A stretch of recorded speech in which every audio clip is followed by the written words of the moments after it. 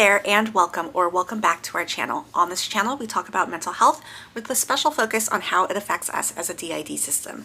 My name is Shell and I am the host of a DID system. And today I wanted to talk a little bit about transitioning when you are a system. This is my second time recording this video because the first time I recorded the whole video, went to play it back and realized the sound was not working. So I've done a test, so hopefully the sound is working now. But last video I talked about how we moved from California to New York and talked a little bit about the challenges with that. But I wanted to dig a little deeper into what that is like to do when you have DID and you are taking into account the entire system. So one of the things that now that I am in New York and I can reflect on the entire process, I can look and I can see how there was discontent among the system and there was disagreement on whether we should be moving or not. I do think that ultimately moving was the right choice despite the difficulties that we are facing now. I think that this will be better for us and our son in the long run. But I know that there were some alters that did not want to move. And looking back, I can reflect on how difficult it was to pack. And at the time I blamed it on my ADHD, which I'm sure is a part of it because task initiation is a real difficult thing that I struggle with my ADHD. And it's especially hard to do it when I'm going through major life changes. That being said, I do think that some alters had a role to play in it as well. I think that in the background, there were alters that didn't want to move. And so they made it very difficult to actually get the packing done through passive influence. I think it was really hard to not only battle my own ADHD, but to also battle the desires of the alters that didn't want to move. Now, other things that made it difficult was, I didn't start packing until my son went with his dad a week before we did the actual move. And I didn't want to start packing while he was still home because there just wasn't enough space to do all of that. So I had about a week to pack, which I think, in hindsight, I did not give myself enough time. But that's, so that was part of it. And the other part of it is it meant like we also only had a week to spend time with friends and family before we left. And so we were balancing spending time with people before we, weren't going to see them again for a while and packing. And that ended up being putting myself in a difficult place because, of course, if I can choose between hanging out with my friends or packing up my entire apartment, I'm going to choose hanging out with my friends. So there were some choices that I made that made it more difficult for me. I definitely could have set myself up for success a little bit more, but I do think there was also just like I would be ready to pack. I had my boxes ready. I was looking at things. I was sorting through things, and then I just couldn't move, and my brain would stop, and I couldn't think. And I do think that there was some internal struggle from alters that didn't want to move. But in the long run, that is what we had to do. And so I did end up getting everything packed and ready for our shipping pod so that it could be shipped out on time. And then set about to cleaning, and my sister helped me with the cleaning. But by that point, I was so exhausted from trying to get myself to pack. Ended up doing marathon packing to get it all done on time. And then I still had stuff to pack into the car and I still had to clean, and it just ended up being too much. So I did some like basic cleaning, but I didn't go into the deep cleaning I wanted to do. And I was like, you know what, I'm just gonna let the apartment complex take care of it and they can charge me whatever they need to charge for the cleaning. Because we were supposed to leave Monday morning, and we didn't leave until Monday evening because we were still cleaning the apartment. And we had to get to Arizona that evening, and I had to make the choice that, you know what, I will just pay for whatever cleaning needs to get done. Now, one thing that I did notice in the time leading up to moving, there was definitely a lot of disconnect with the system, which there has been for a few months, but it was very, I'm sure we were switching during that time because we were spending time with our friend, and I know like multiple alters wanted to be able to spend time before we left, but I don't know the extent to how much we were switching. I don't know what those switches were like. That entire week is kind of a blur. And so I can't really speak to how we were functioning day to day during that time period. Obviously, like we were eating and sleeping and whatnot, but just I remember spending time with my friend, but I don't remember a whole lot about that week. So I think we were probably switching a lot.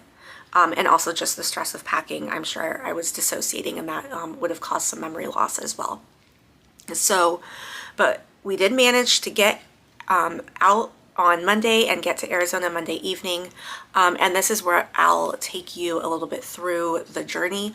While we were driving, I don't believe we switched that much. I think I was in front for most of the time, with Brandy taking over once in a while. But for the most part, I was able to just hone in on driving and focus on that. I didn't get distracted from the road. I didn't get too tired. Like that became my hyper focus for the whole week, and we just made it through. But we were supposed to get dinner. So our one sister drove with us. She made the drive with us to keep us company, but we did all of the driving. We were supposed to see our other sister in Arizona Monday evening, but we didn't get into Arizona until midnight. And then we had a problem with our hotel, where the hotel that we booked didn't exist. It was completely closed up, so I don't know why the website let us reserve at that hotel when it looked like it had been boarded up for months. So we spent an hour trying to find like another place to stay. Luckily, we were able to find that place. Got to bed about like 1:32. Woke up the next morning, and since we weren't able to get dinner with our sister, we got lunch with her instead. So again, we had like a late start to the day, though not as late as the day before. Got to New Mexico, basically ate and went to bed, because we got to New Mexico around, where we stopped in New Mexico, we got there around 10 o'clock. And for the most part, the weather held out. There was some rain that we had to drive through when we were, right when we crossed from Arizona into New Mexico. We hit some thunderstorms that I almost had to pull over for. But I've lived in the Midwest for a couple of years, so like a hard rain isn't too bad for me to drive in. But I did almost pull over. It got pretty hard, but then it let up. And then the place that we stayed in New Mexico was on the border of New Mexico and Texas.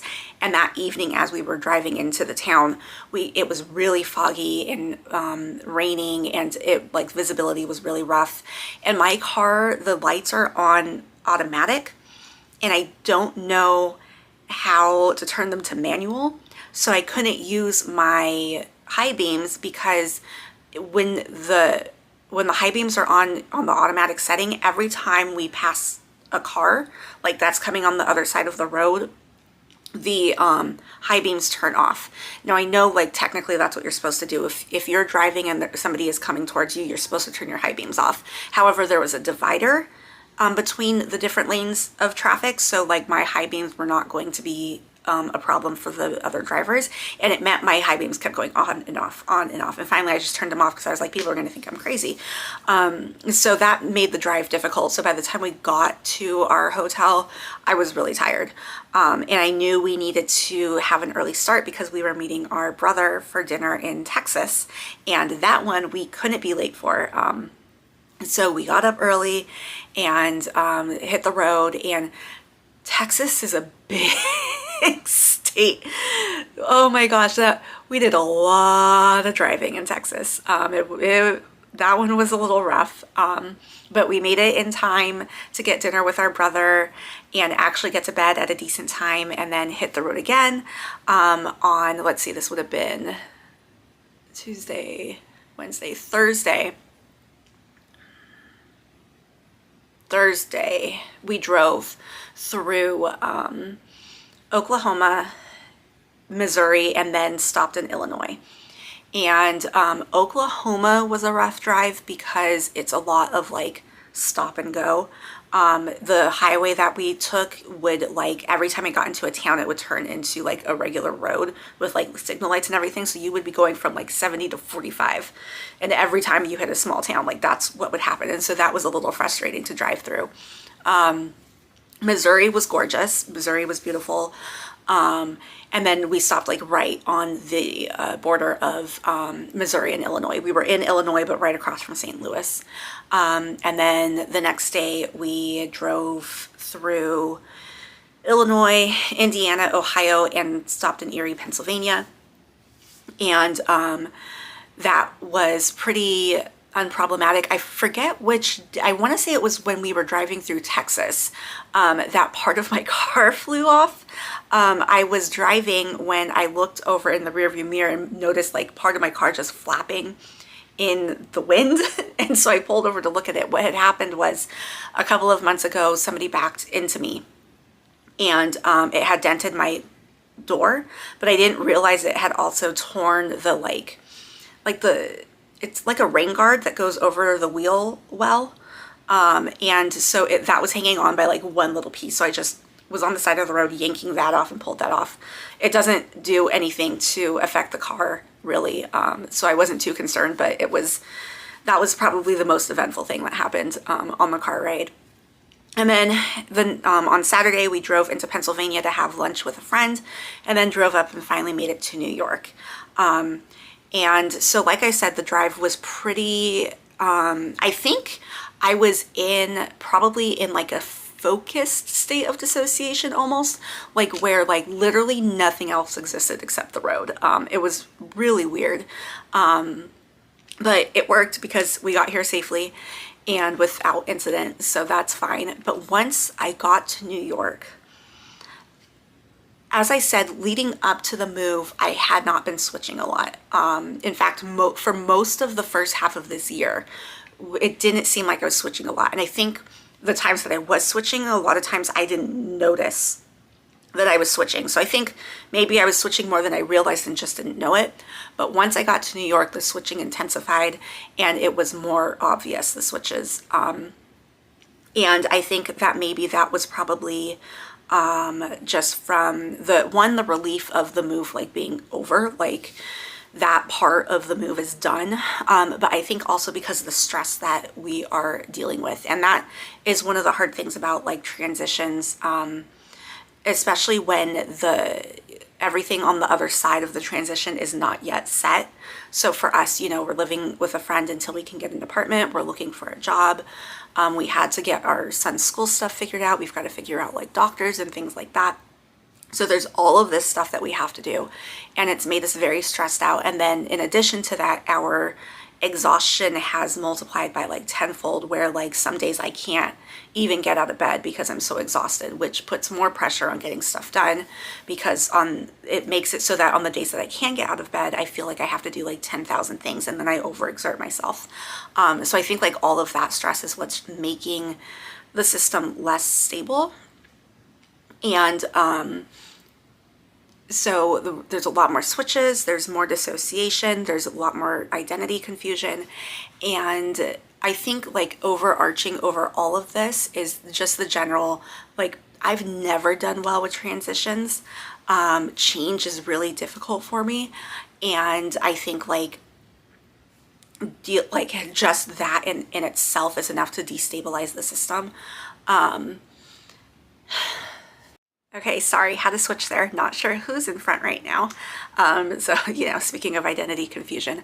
But I think we are nearing the end of our energy reserve. So we're going to cut this video to a close. But basically, like overall, we just wanted to talk about how the move went for us as a system and some of the complications we ran into because we're a system, and also surprisingly some of the complications we didn't. Like the fact that we didn't switch a lot while we were driving was actually a blessing, and was something that we were nervous about going into the drive. And then, but also now the after effect is we are switching a lot more. having a lot more dissociation and a lot more identity confusion because of the stress that's going on. But like I said, I think we are reaching the end of our energy burst for today, and we are hoping that everybody is doing okay. If you have any tricks that help your system out during transitions, feel free to share them in the comments. And until next time, take care and stay well.